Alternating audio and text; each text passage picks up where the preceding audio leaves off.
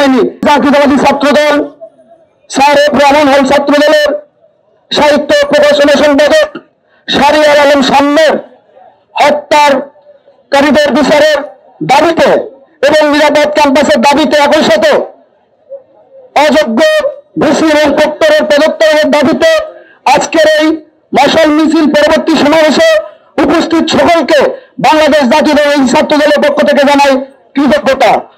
উপস্থিত সহযোদ্ধা বন্ধুগণ, আপনারা জানেন আমরা বিগত 6 দিন ধরে সহিষ্ণুতার আচরণ করে চলেছি।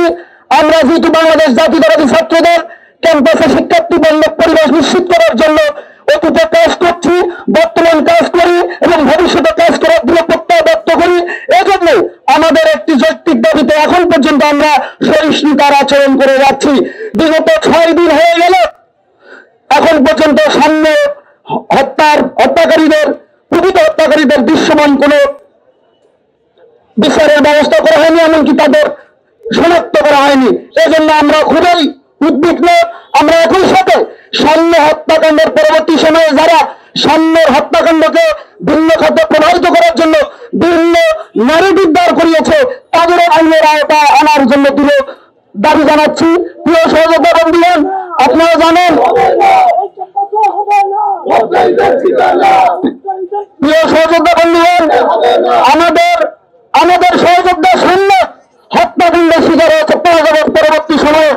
5 আগস্ট পূর্ববর্তী সময়ে জুলাই আগস্টের যে গণবিজ্ঞান, সে ছিল সম্মুখ সারির সহযোদ্ধা।